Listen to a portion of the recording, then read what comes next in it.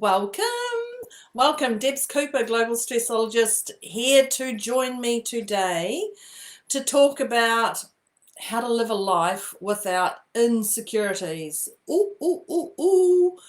Actually, I think I say this is a goodie. This is a goodie because this is just one that can appear from nowhere. Blech.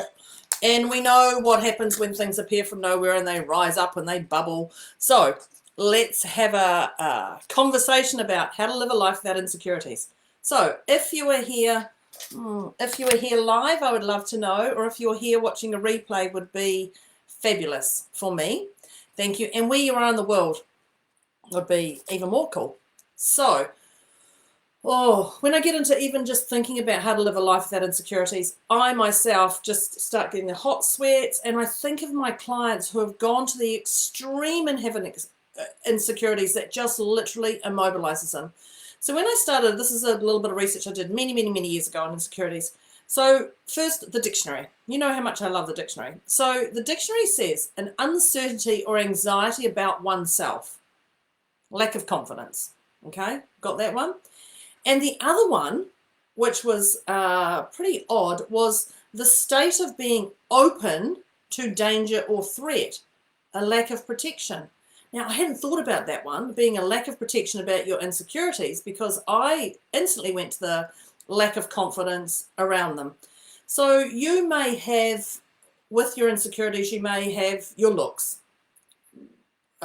Most actually have their looks, and this is not just a female thing, and it's not just a male thing, and it's not just a child thing or an old person thing.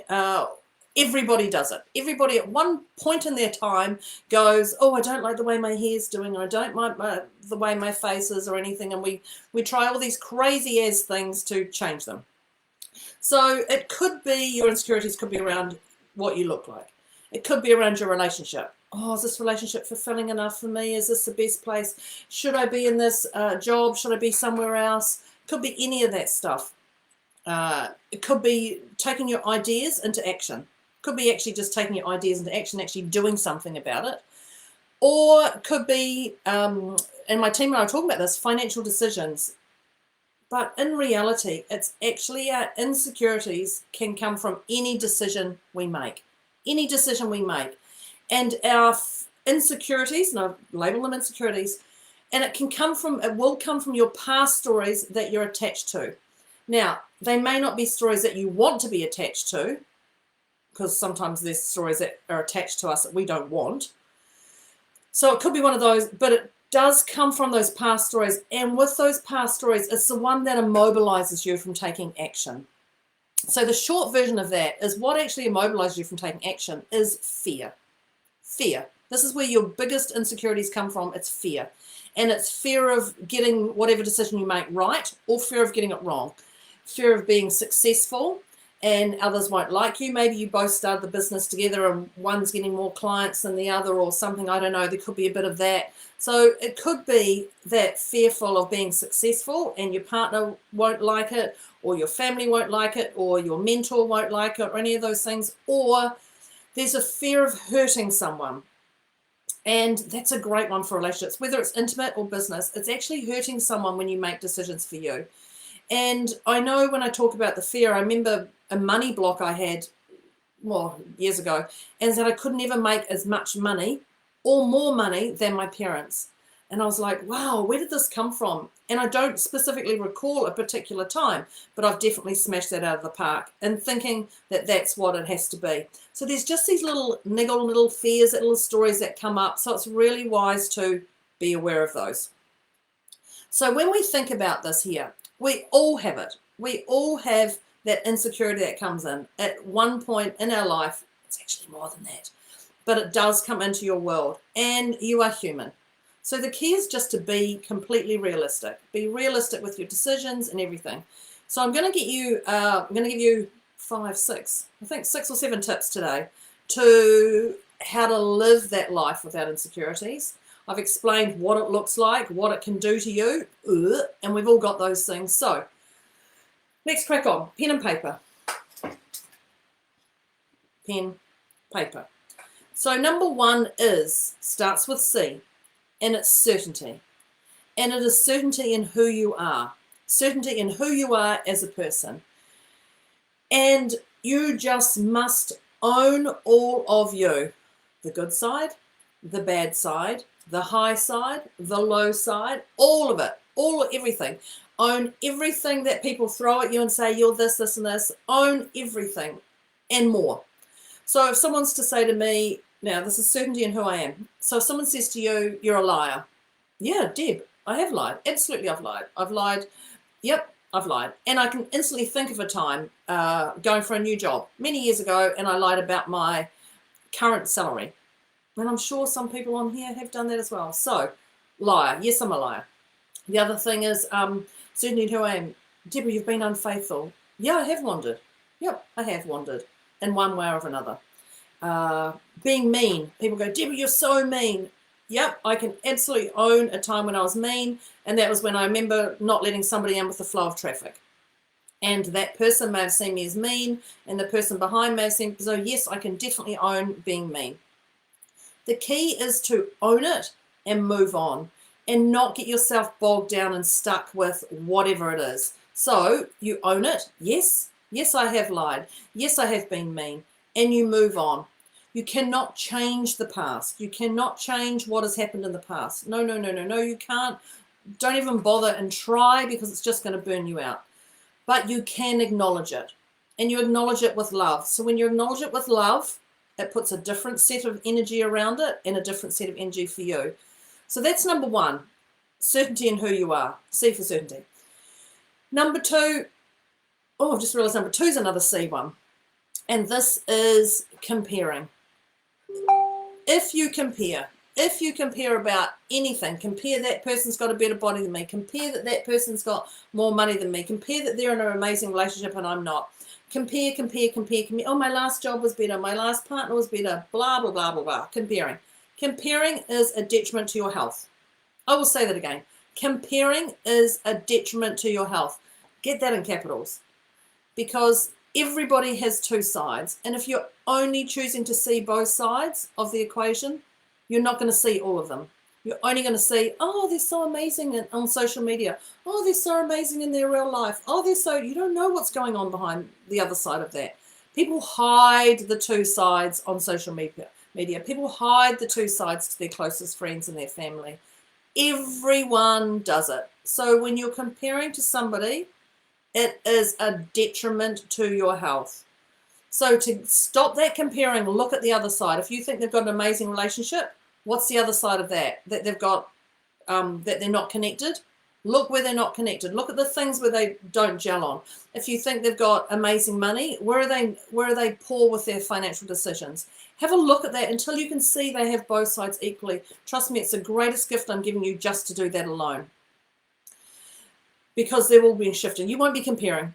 You'll be certain about who you are, and you won't be comparing about those other people. When I go to number three, and I'm laughing at this because number three, I know, starts with C as well. And this is celebrate. Now, I don't know how you want to celebrate. I'm not here to sing and dance and all those things, but you celebrate. And because what you're celebrating that there's something to work on mentally, something that you can work on. Because how boring would life be if you were just to be plateaued? Boring. So you celebrate there's something to work on mentally. Oh, yay, I've got something. I need to own being a liar, or it's great if I can compare that. My sister has a better relationship than me. Whatever those things are, look at those things and celebrate that you can work on them mentally, because all those things are leveling you up. Well, obviously to your peak performance, but actually allowing you to look at those insecurities and dealing with them. So number four is, it's a different one. It's not even a C. It's not even a C word. So number four is value. And that's a V. And the thing is value to you. And so this is where you're going to go back to your past stories. You're going to go back to your past stories, and you're going to put yourself in that equation of what was going on. So that past story where you had that fear, you're going to ask yourself, how did that past story, whatever was going on then, enhance your world back then? How did that enhance your world? How did that up-level your world back then? And if you can write enough value links to you of having that fear back then, and it didn't, maybe it didn't stop you from going, maybe it stopped you from going to the Olympics, maybe it stopped you from applying for that job, maybe it stopped you to whatever those things are. Look at how it actually valued your world back then, because then you're not living in the past. If you're living in the past with that fear, that is such a yuck space to be, because you're comparing everything to not someone else, to the old you that we all change from. So look at that value to you. How did it enhance your world back then? And if it was to happen now, how would it enhance your world? Just a little thing with that pen and paper, and that won't take you long. It's actually just sitting down, taking the time to think. Which brings me to my favorite one. My favorite one is slow down. Because often we miss the things that zoom by us, because we're on such a path, we're on such a mission to get from A to B, and they say it's actually the journey, it's not the end destination. I still struggle with a little bit of that. I quite like just getting to the end destination, but I am learning to enjoy the journey on the way. But remember that journey, so slow down. You know, when you leave your house, often when you drive away from home, I think about it, you leave your house and you go, oh, did I lock the door? Did I lock the front door? Of course you lock the front door, because you're in motor mode. And when you're in motor mode, you just move. You don't even stop to think. So be aware of that motoring mode and slow down. Just slow down and take things a little bit stop. Slow down, look at your lists that have to be done today. Look at the things that are annoying you. If you've got this task today to look at these past stories, then write it down on your piece of paper to do some work. Schedule some time and get it done, whatever it is. Slow down and take time for you, because this will help with all your insecurities that are bubbling away, because you're going to give yourself time and space and energy and reflection and love back to you, because for goodness sake, you're the one who needs it right now. You need it more than me. I need my own love. You need it more than me. So slow down and just ground yourself with that. And the last one, maybe the last one. The last one is trust. And this is a big one that people still struggle with. It's about the timing. So it's the timing that the trust will work out for you right here, right now, because we haven't had those job opportunities we had back then. We haven't had that partner back then. We haven't had that financial whatever it is back then. We didn't start our business like that back then. Blah, blah, blah, blah, blah. Whatever it is. My children were so young and they're so beautiful, and now they're little horrors have reached that, terrible twos, and then the teenage years and all the rest of it.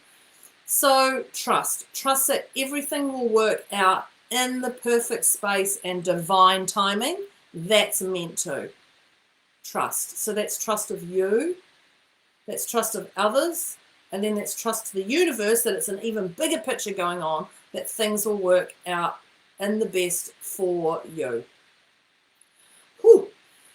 Now, I know last week I talked about perfectionism. This is another little level of perfectionism for you. So I'd love you to go back and look at that video for perfectionism and give me some feedback on that, because there's definitely some things in there. But today was about how to live your life about insecurities. I've raced through 6 or 7 topics for you to look at. Let me know what you valued and what you didn't like. That would be super awesome. I'm not going to sum it up for you here, because we know there's a life of insecurities that are going on around us. So if you like today, I would love you to share it. Simple. So the next step for you is share this with somebody you care about, someone even you don't care about, to give them a little nudge, edge, wake up, whatever it is. We all have securities. You're human. That's the best part about being here. We are human and we're experiencing this world. So that's Debz Cooper over and out. Oh, you love number 2. Oh, I thought you'd be a number 1. Comparing. Thanks, Tracy. That is Debz Cooper, Global Stressologist, signing off. I will see you next time. Bye.